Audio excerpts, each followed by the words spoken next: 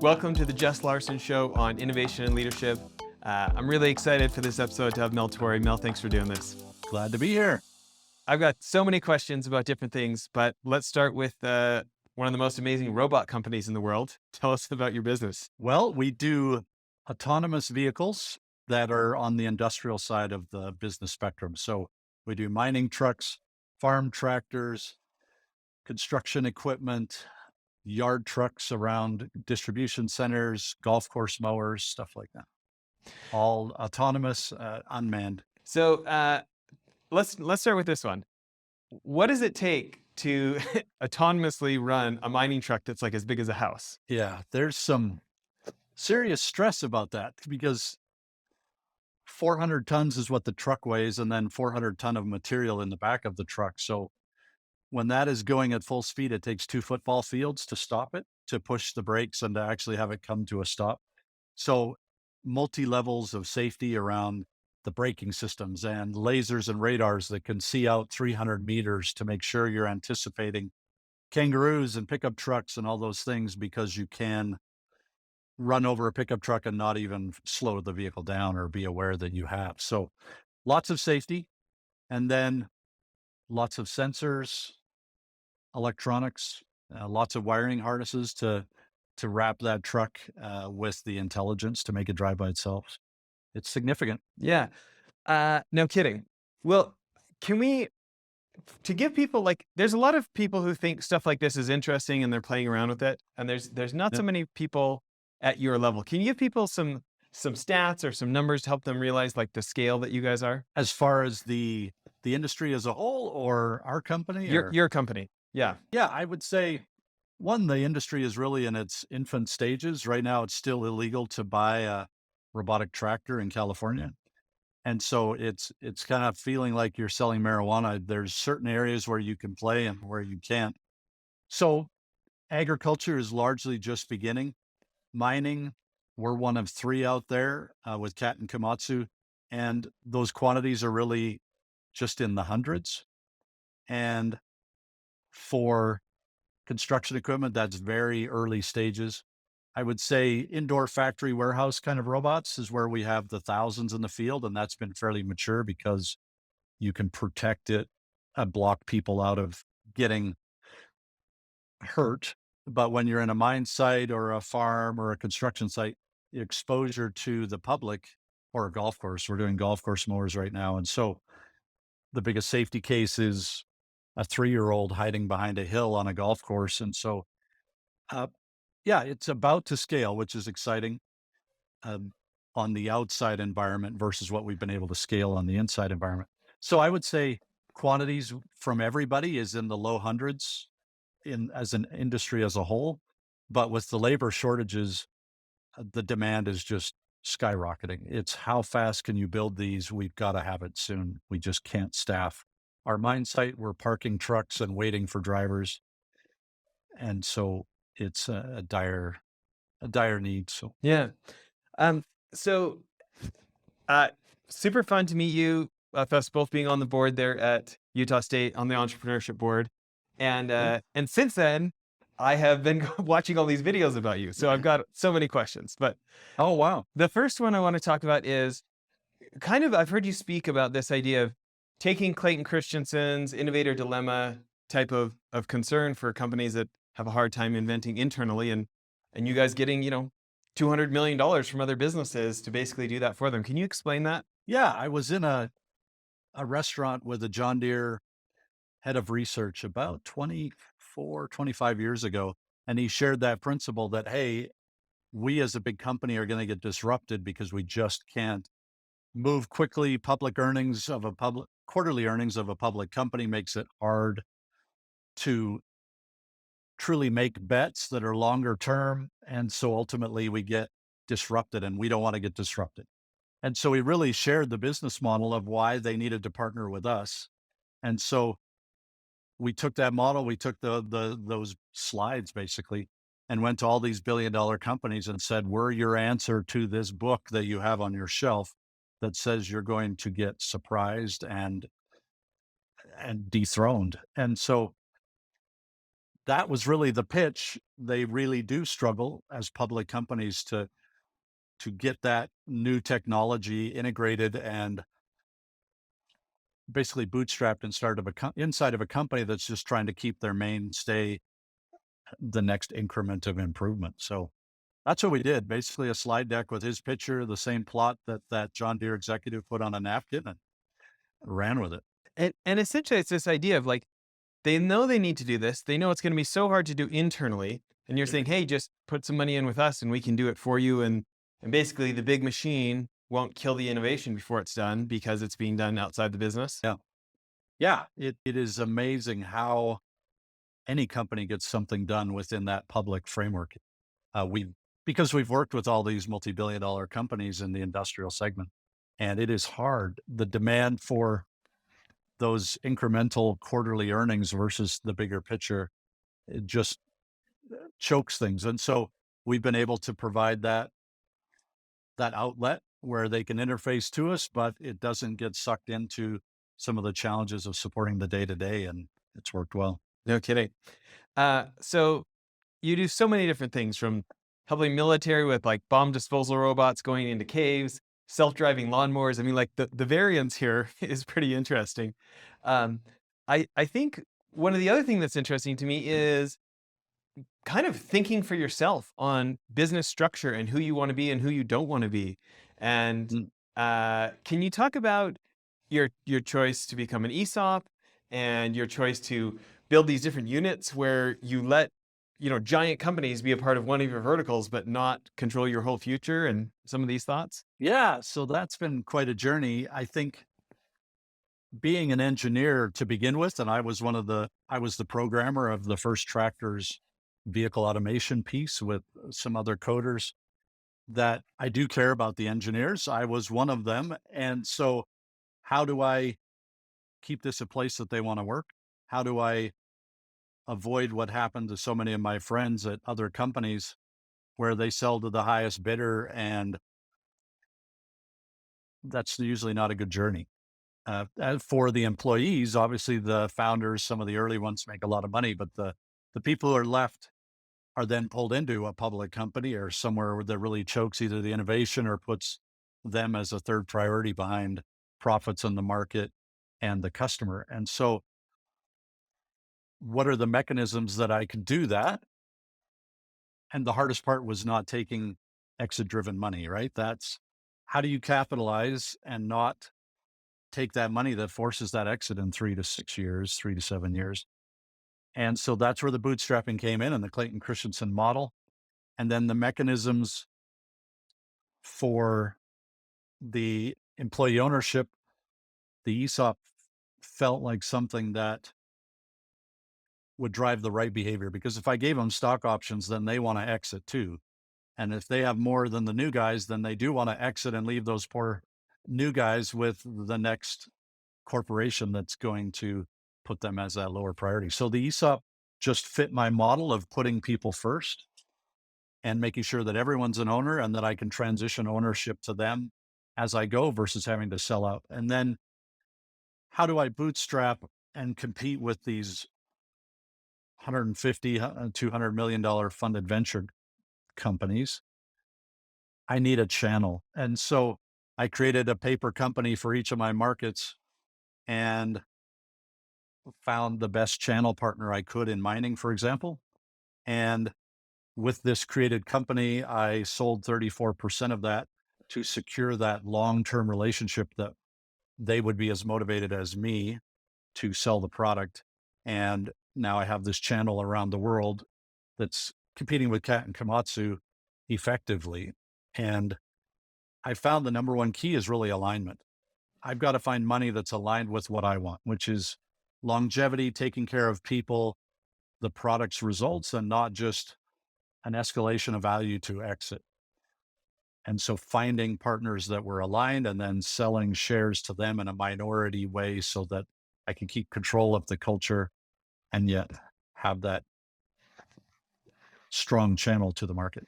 And do you guys share publicly who that was, or not so Yes, much? it was Epiroc.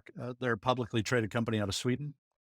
And Yeah, they're the world's largest drill manufacturer in that space and have dealerships around the world that support the product and sell for us. So Support. you basically had an in to like every mining market globally right off day one, huh? Yes. So tiny company compared to Cat and Komatsu. And through that sale, obviously they were aligned because they wanted our technology to help with their drills.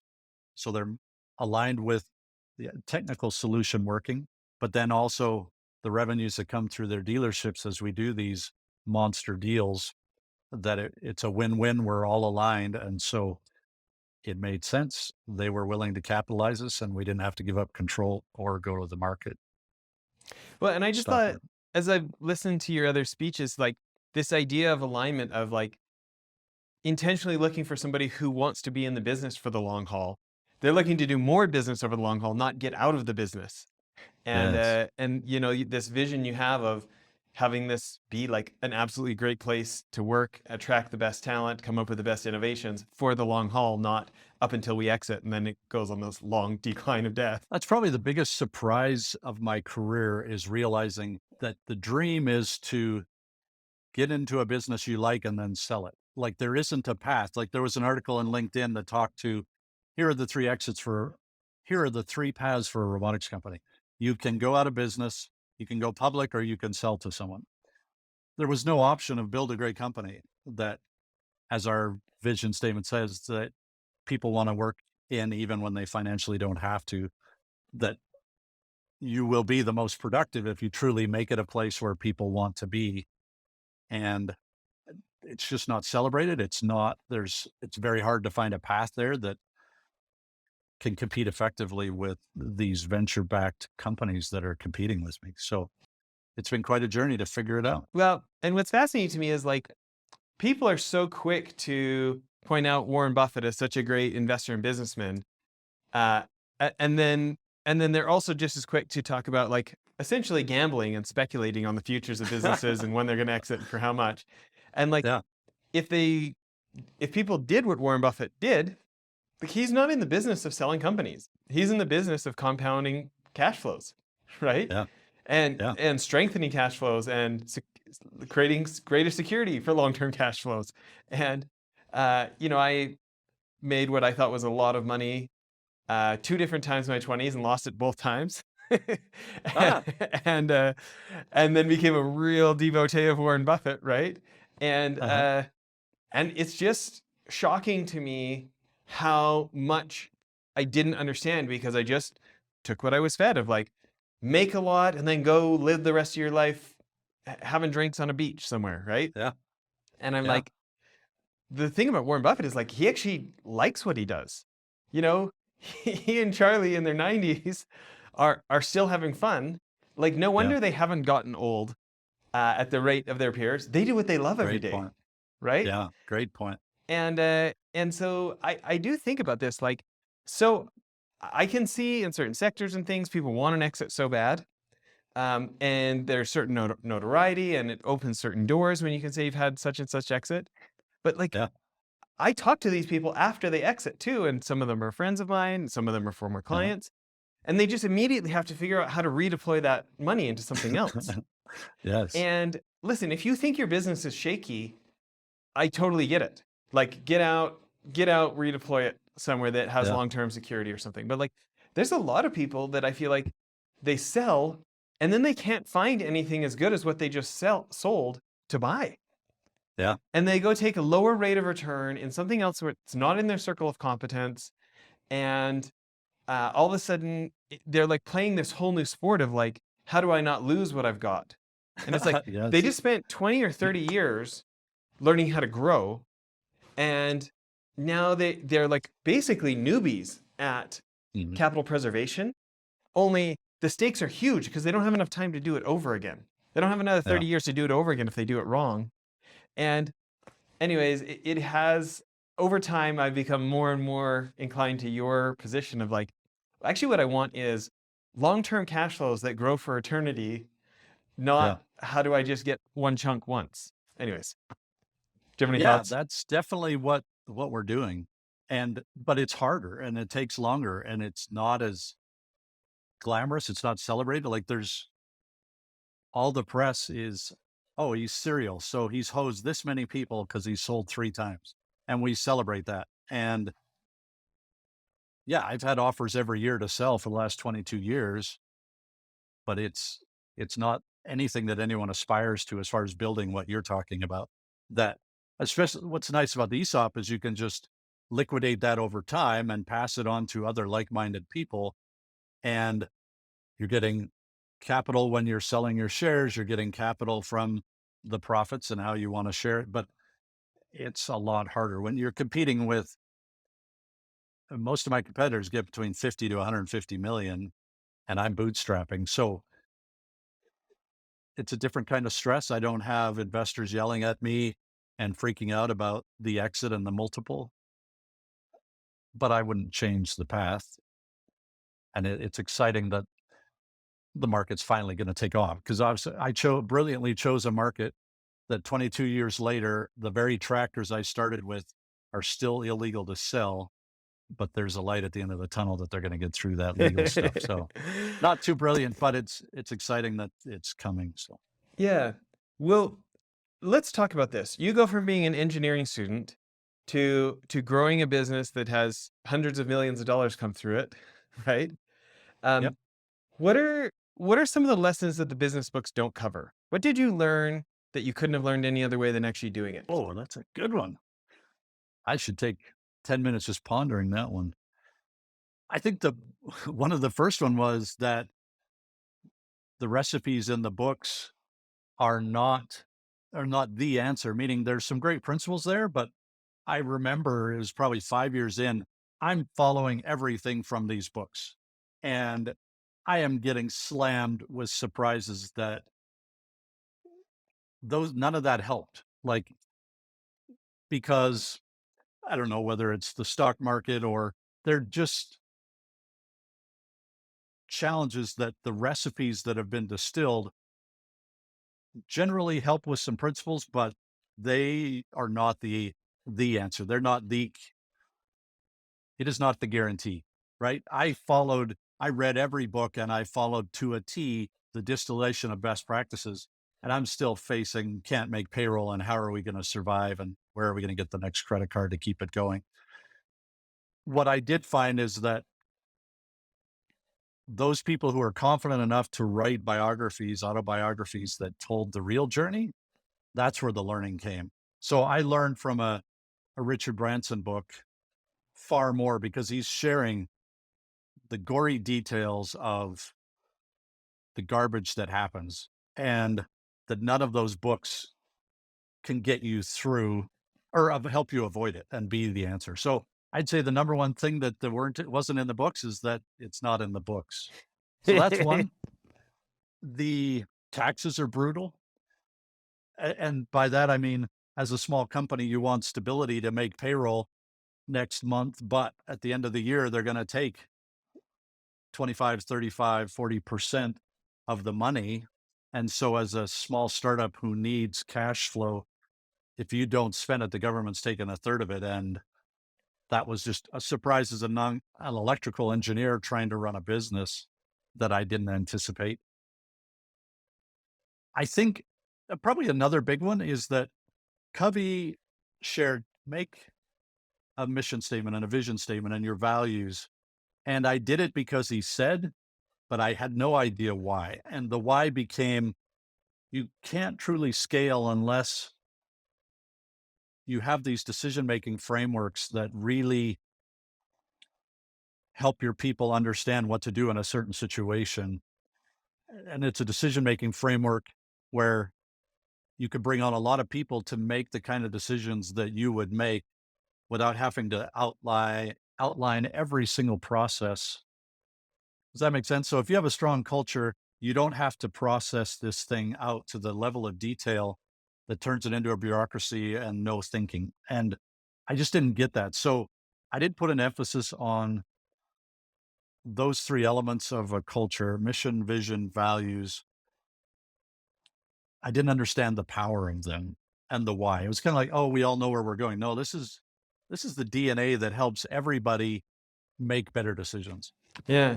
And And then the final one is just that humble is the value that trumps all of them. It is the number one. Nothing else holds a candle to it. It has to be number one for any company I'm involved in because it enables all the others. Safety is the simplest one. Obviously, a 400-ton truck can run over your house. But if you don't have humility in your culture, then if, for a simple example, you're up on a ladder that's unsafe, if you're not humble as that leader and someone comes up and suggests that you get off that ladder, oh, yeah, how dare you talk to me like that? I'm the CEO. Or if the CEO comes up to some guy on a ladder and say, hey, you stupid idiot, we don't stand on ladders that only have 3 legs. You just can't have a safe culture. You can't have all the other values. Transparency is one of our values. You won't get that. Growth is another one of our values. You don't get growth if you don't have people who are interested in other people's input. And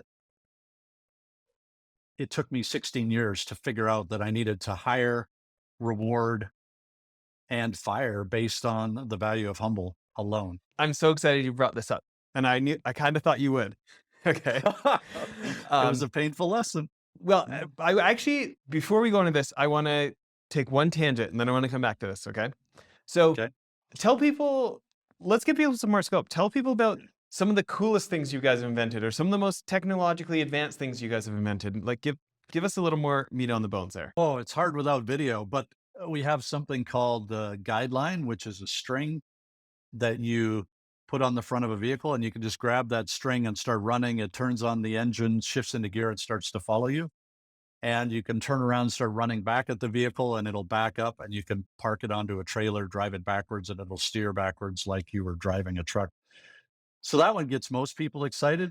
And we patented that and licensed it into General Dynamics in the military. That one you just have to see the video. It's called Guideline. But I think the walking track vehicle for caves in Afghanistan that started with my kids' Legos and ultimately turned into a multi-million-dollar program.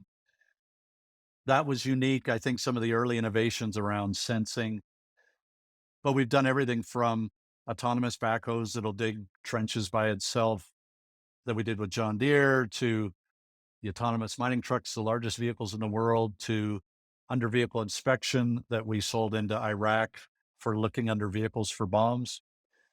And that was more like 10 pounds. So 10 pounds to 400-ton. And What was the yeah, form factor of the one under the vehicles? Is it just like some it little deal looks with like a wheels? Roomba vacuum cleaner. Oh, really? Yeah. But it has a camera looking up with lights and then a sensor pod where you could put a sniffer for TNT explosives or sensors for automatically detecting the bombs. So that was early stages. We started the company with some of that technology that we worked with at the university with the Department of Defense. We've done all kinds of lawnmowers, factory robots, construction trucks and excavators and bulldozers. And yeah, we've done over 100 different kinds of vehicle platforms, but everything in the industrial space. And then we made a lot of platforms from scratch, like the under vehicle inspection and the cave robots, just to fill gaps in solutions where there aren't vehicles already out there. Okay, that's great.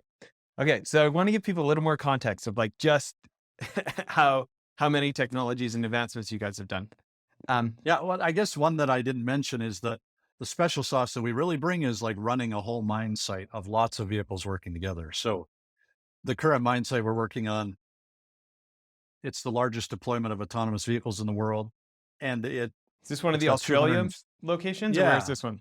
yeah, Australia. So 250 vehicles total in the ecosystem. And some of those are human driven service trucks. Some of those are autonomous mining trucks and explosives trucks and things like that that are working intermingled with human.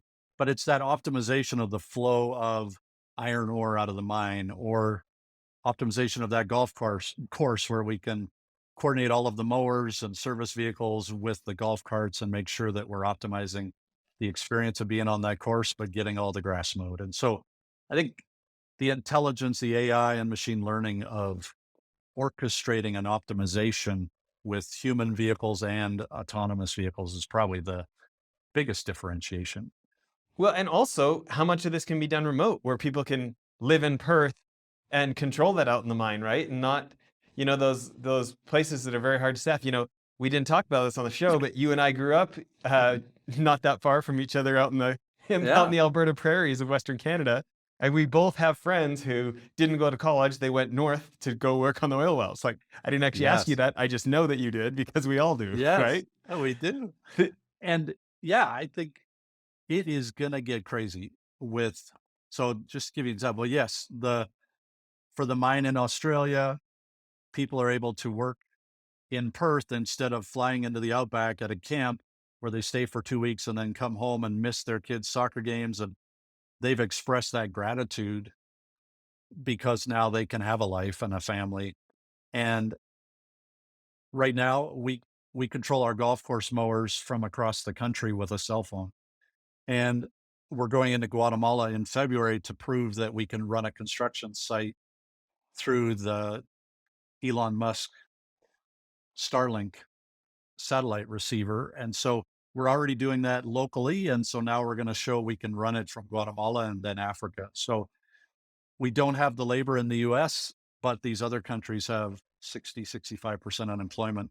We're going to do a trial and show that with the low latencies and high bandwidth of these new radio communications through satellite, we can put workers like they're on site, but they will be thousands of miles away operating a backhoe or a bulldozer, things like that. Uh, and just quickly, while we're on the subject, will you tell people the name of the nonprofit work that you guys are doing in Guatemala? Yeah. Uh, the foundation is called the Wayne Julian Foundation, and the the business initiative is called Innova. And so I'm actually taking a bunch of entrepreneurs who want to learn how to do what we've done in business, but also give back during the day. So in the evenings, we'll be doing workshops, and during the day, they will help us explore setting up businesses like controlling construction sites remotely in these impoverished nations.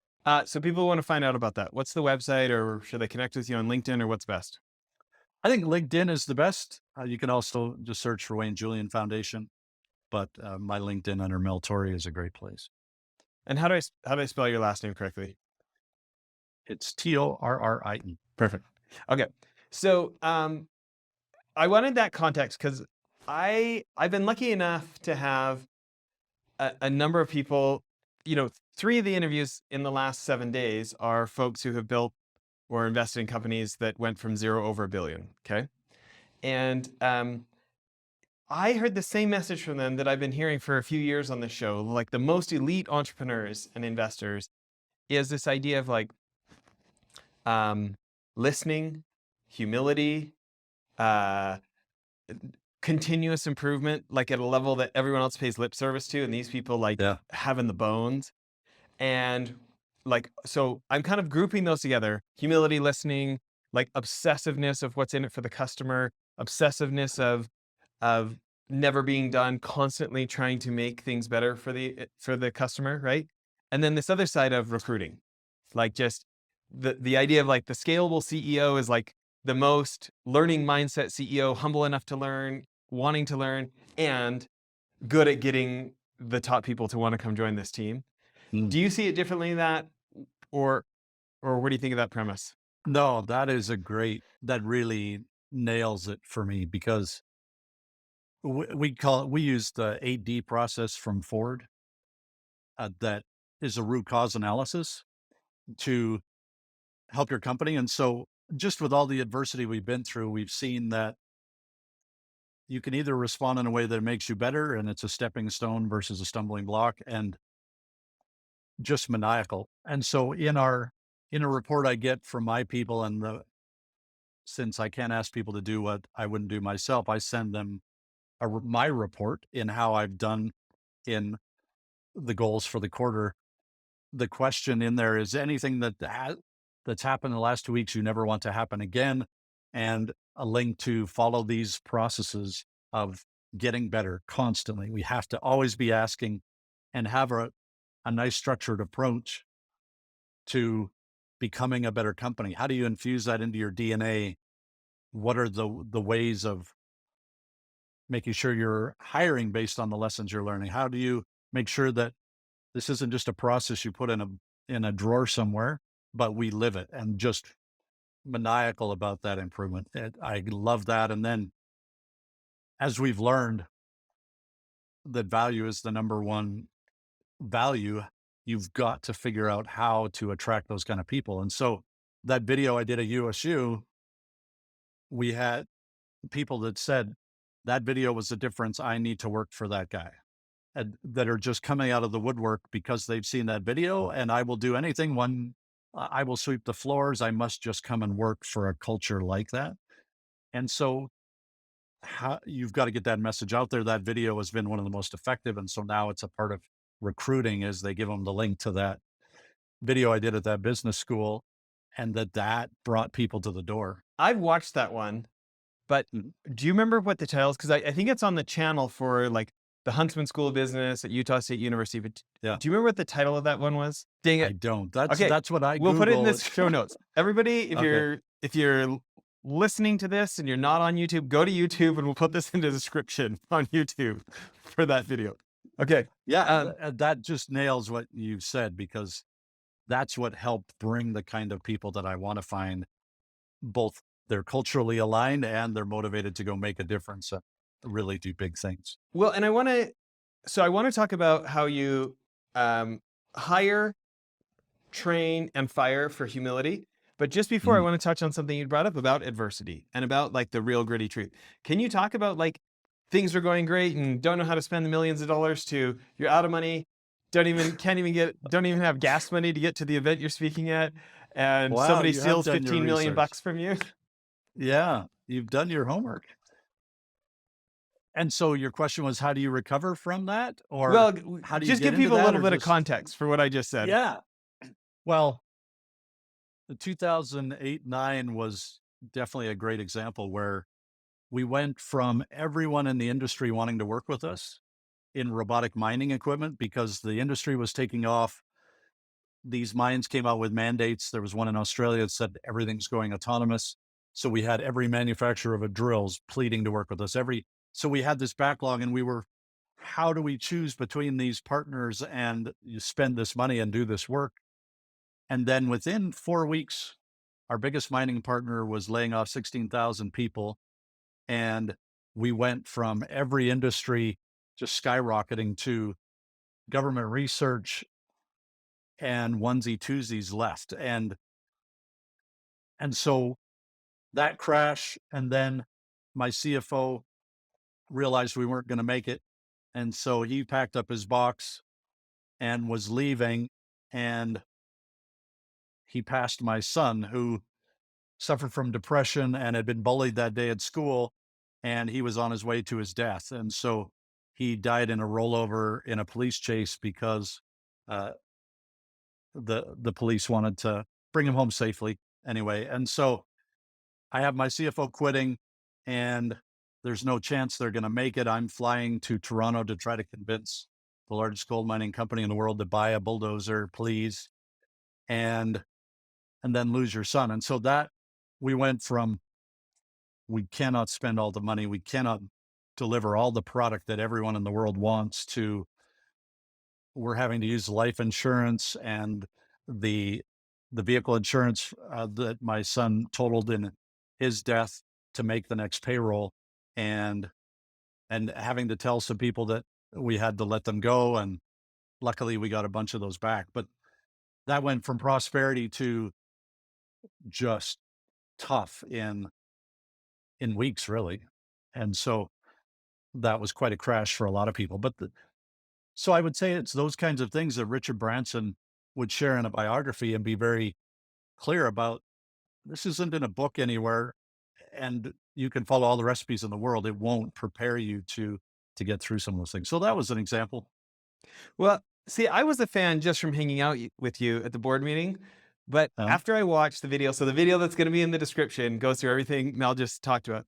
But this attitude, like, I'm such a Viktor Frankl fan. So seeing you quote him and uh, talking about ultimate responsibility and like, talking about your wife, being sexually abused by her dad, and talking about, uh, you know, adoption, and maybe you could give people a couple more of those stories, and well, will you start with the cystic fibrosis guy and then tell those ones?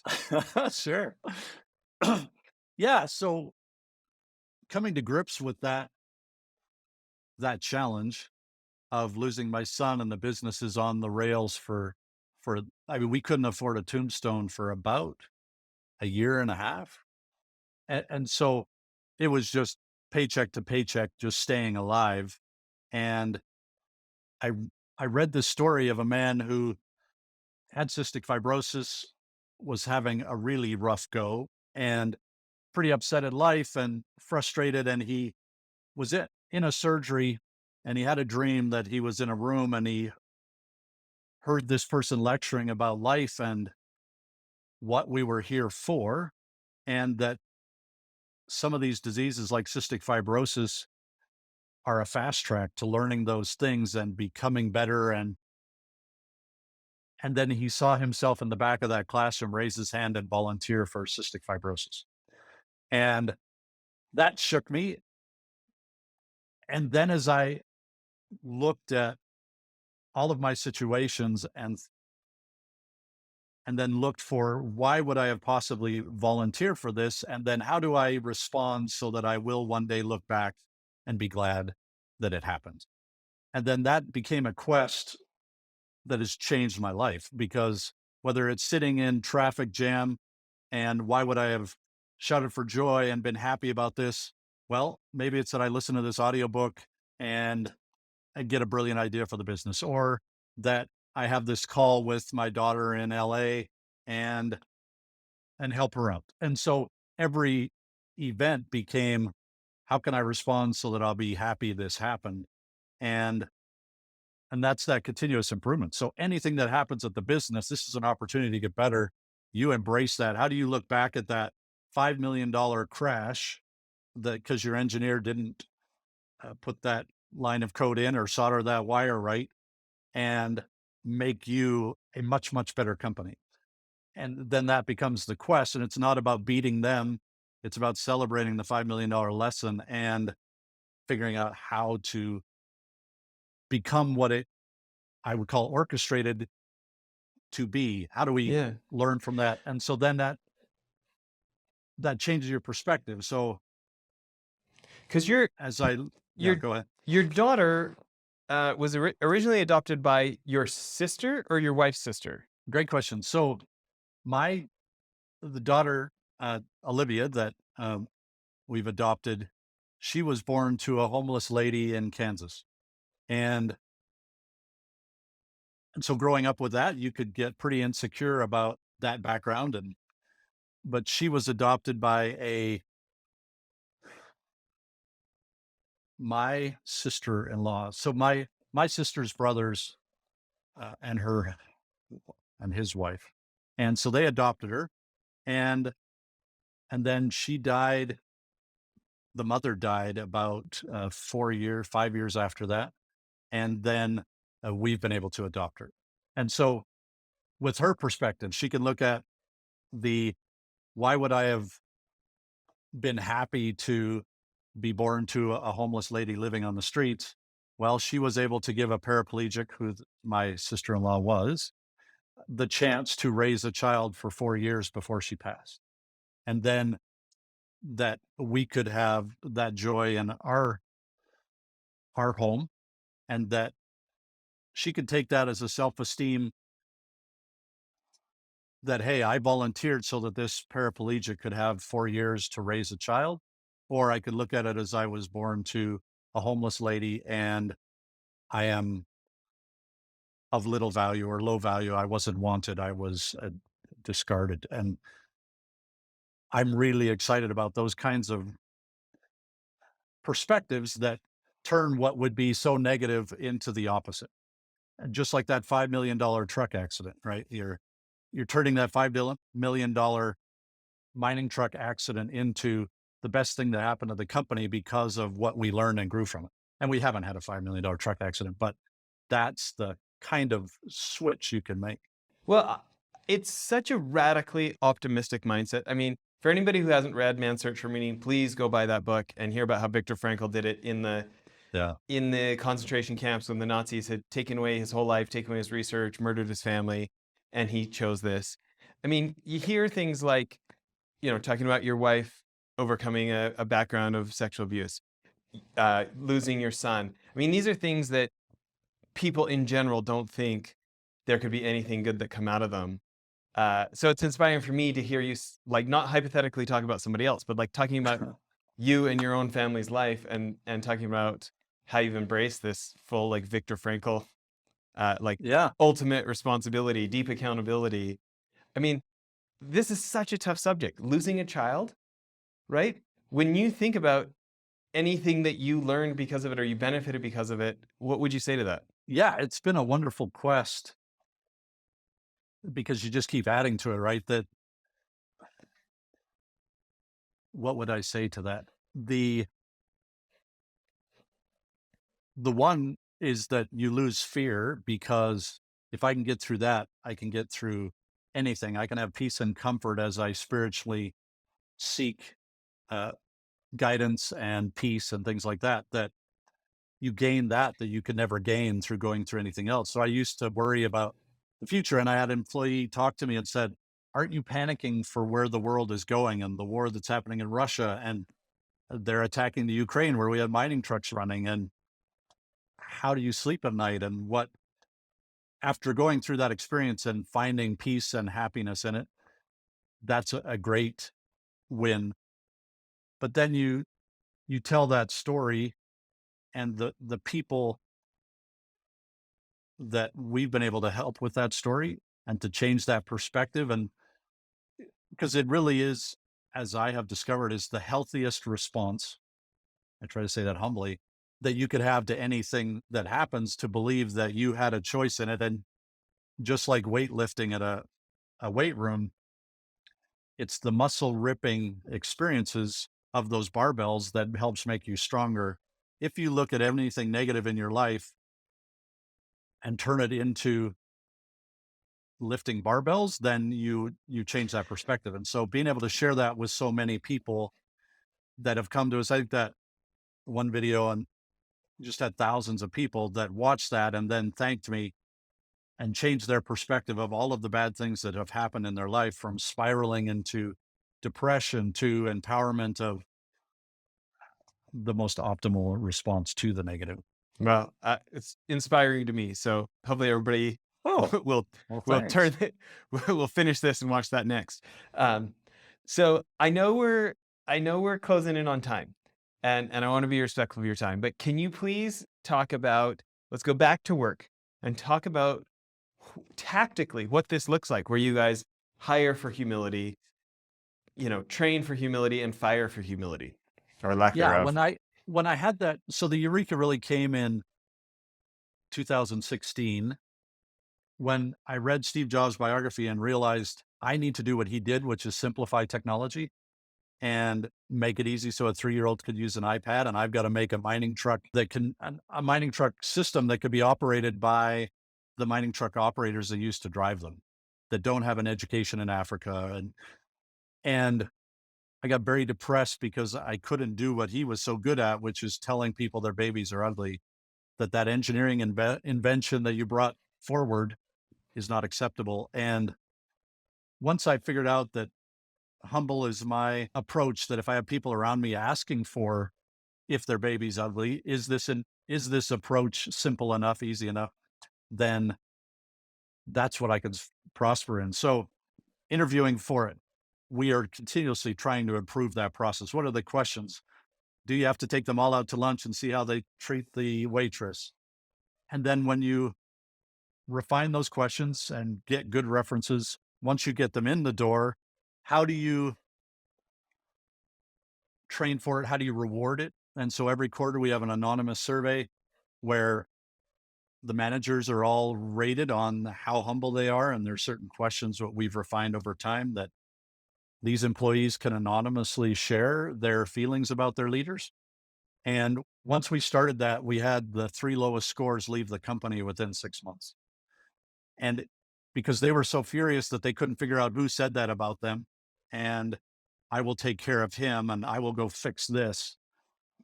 It really helped get those people out that weren't humble, but also it helped everyone understand what we rewarded.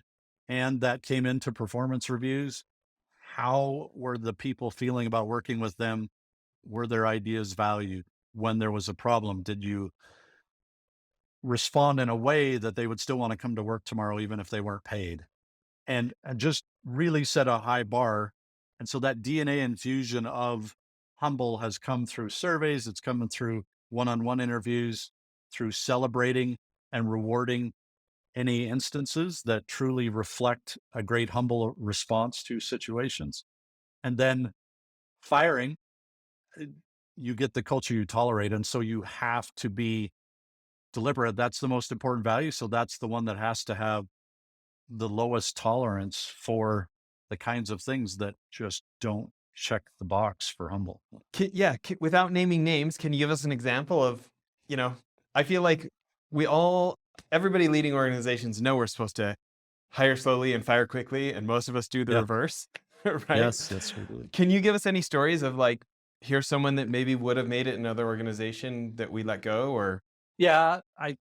I don't want to get anyone in trouble or get me in trouble. No, I think, I mean, it's the kinds of behaviors that when they're, and the biggest problem we have with humility is department to department. You'll be humble with your own team, but when it comes to purchasing messed up or HR messed up my benefit, or those are the situations where we have had to let people go, is that they just when they're, and so that's the criteria. We have three litmus tests for humility. And the one is, can you respond to a perceived shortcoming of another department in a way that they'd still want to come to work tomorrow, even if they financially didn't have to? And that's that is so tough because everyone's making mistakes. Do you seek to understand, seek to be understood, and then get on board with the second best decision? That is the number one thing that has filtered, because that's hard. People have made you look bad. They haven't been able to help you deliver your product when you wanted to. And do you take ownership of the problem and try to come in and ask how you can help? Or do you treat them negatively, protect your pride, protect your reputation? I feel like I need to sit for 10 minutes and think about that. Um, I I want to circle back to something I said earlier because I feel like you've added to it today. Um, when I said like I keep talking to these like I get to talk to a lot of great entrepreneurs, and then every once in a while I get these just super elite entrepreneurs on the show, right? And like at that super elite level, it's almost like there's this sheer obsession with can we make something, can we make a product, an offering that is so magnetic, we can't keep it in stock. Like we don't need amazing sales teams. Like minimal sales effort gets exponential return. You know, like it's all about this product market fit that is so clearly exactly the hole in a customer's life that they can't possibly get anywhere else because it is so perfectly crafted for what they need at the price point, at the timing, all these things. That is like the secret of just this absurd financial success for these organizations, and that how you get that is getting the best minds to want to join your team to work Yep. on that, and just like consistent, humble listening, learning Yeah. is like the main pieces, like the two main principles in that equation that end up with the kind of product that has so much product market fit you can't keep up to demand, kind of a thing. And Yeah. it's like I feel like you again just illustrate this idea of like humility as a competitive advantage. Yeah. And the thing I would add to the two that you've listed, which are exactly correct, would be that no matter how smart they are, you get the smartest out of every room, out of every meeting, out of a team of people. So you could get the smartest people from the big robotics universities, but if they're all the the prideful jerks, you're in trouble. I will take two humble guys over the genius any day. And so what humble brings that then is the optimal value because people want to bring it, because they're enabled and rewarded for bringing it. So I think you attract the best people, you bring the very best out of them as a team, and you listen to that customer and nail what they need. No, I appreciate that clarification because you are so right. Smart does not encapsulate it. Like everybody knows how hard it is to become a Navy SEAL. People hear like, oh, 80% of people wash out, right? Yeah. What we don't hear as often is like the tier 1 units, like the special mission unit for the Army, right? Uh-huh. It's 95% can't make it. Both. So arguably 4 times harder, right? You know what I mean? And Yeah. those guys, we have many of them on the show. Some of them are business partners of mine or have run the charity for us or Yeah. volunteer at child rescue. They will tell you they're not looking for the best guy. They're looking for the right guy. It's like Mm. that Disney movie Miracle about the hockey team who beat the Russians. Oh yeah. He Yeah. says, I'm not looking for the best hockey players. I'm looking for the right hockey players. Uh, And there's this saying inside of Delta, selection is an ongoing process. oh, nice. Yeah. Like you are not guaranteed your spot because it's a no-fail mission. We got to stop a nuclear bomb. We've got to save Yeah. thousands of lives. Like these are no-fail missions. Nobody gets to stay on the team because we like you. Like you have to continue to bring your A game and be the right person for the team, which means working with others. And these guys are not like humility isn't something that you naturally think of when you think of meat eaters like this. Do you know what I mean? And Oh, yet, yeah. what I find is like the higher up the food chain in the special operations community you go, the more humility is there because there's like this deep self-confidence that they don't need to be that like have this like cardboard cutout version of themselves they all hope you believe in. They actually Yeah. know they have the skill set, so they don't need to prove it to you and they don't need you to worship them. And you know what I mean? Where like lower Oh, yeah. down, it can be like, don't you know how tough I am? A Yes. little bit sometimes, right?